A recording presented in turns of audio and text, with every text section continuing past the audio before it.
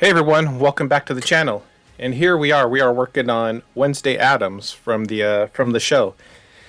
Now with this one I'm working Carbothello pastel pencils along with some Caran d'Ache pastel pencils. Now for the skin tones, I laid down the flesh tone with the Caran d'Ache because it's nice and thick and creamy and allows me to blend easier when I add my Stabilo pastel pencils over it. Now here I am outlining the eyes with a Stabilo black. I'm getting in that base foundation at this point.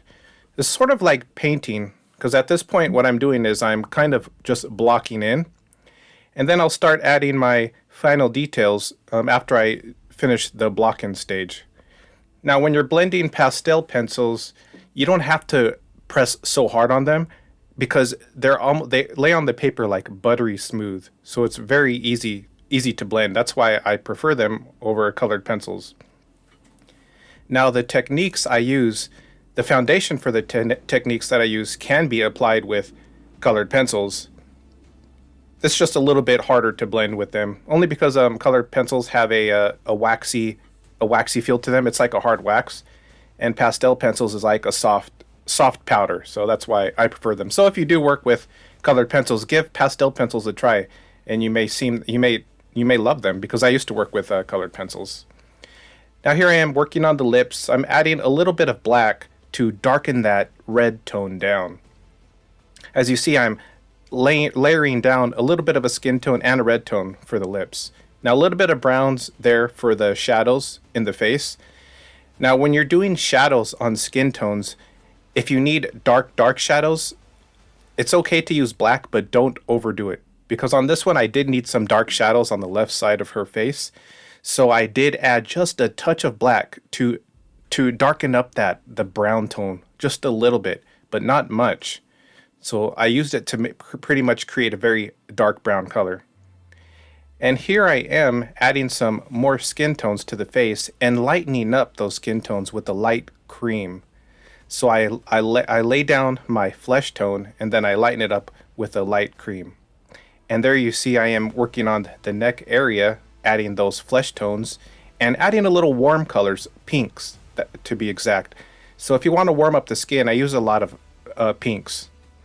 And here we are working on her collar, and I started off with the base light gray tone.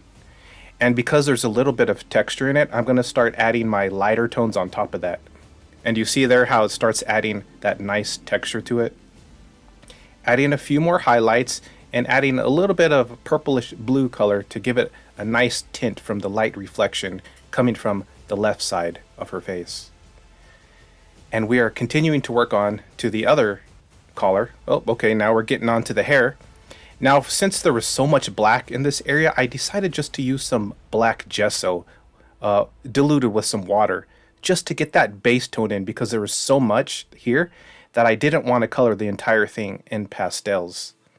So I put a couple layers down, and then I'm going to start darkening it more when I get to my pencils. So here we go, just darkening it up around the edges of the hands. And now we're going to start adding some color to the hair. So I'm adding a little bit of blues, some light blues, some turquoises, and some purples, just to make it more interesting, give it some more color, because her hair is completely black. So we want to make it more interesting by adding those extra colors to it. And there we are doing the little strands of hair, making sure we have a nice sharp pencil so we can get all those little details.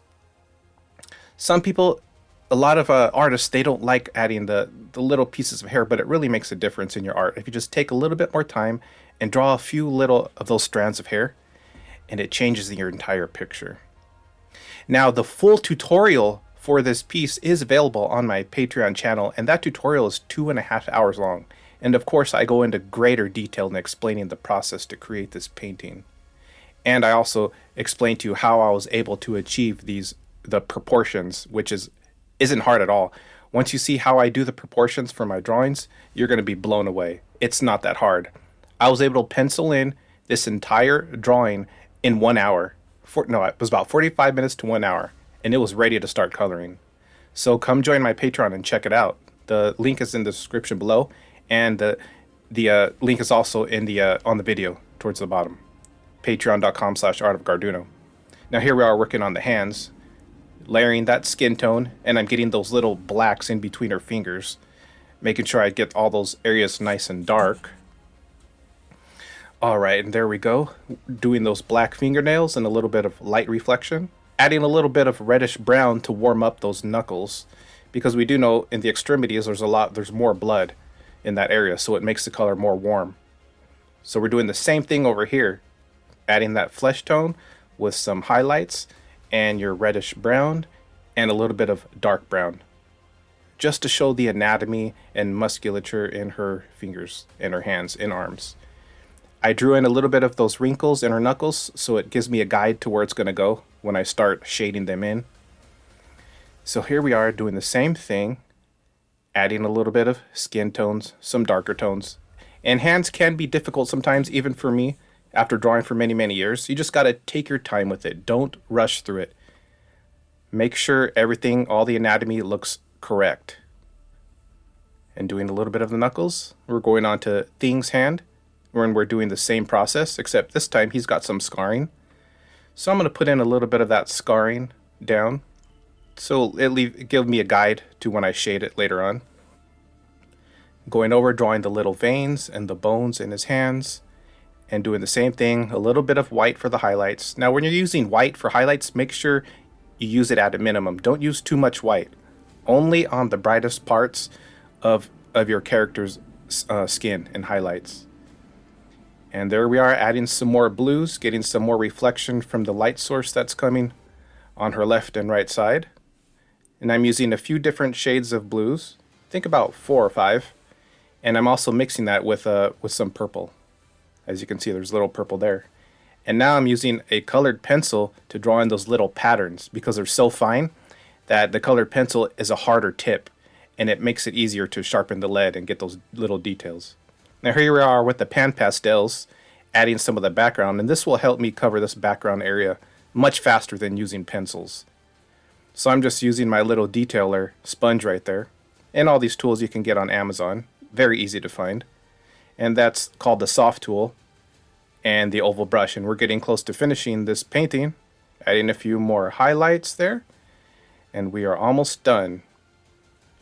So if you would like to learn how to draw like me, how to improve your skill, how to advance your skill quicker than ever before, then come check out my Patreon. You just might enjoy it.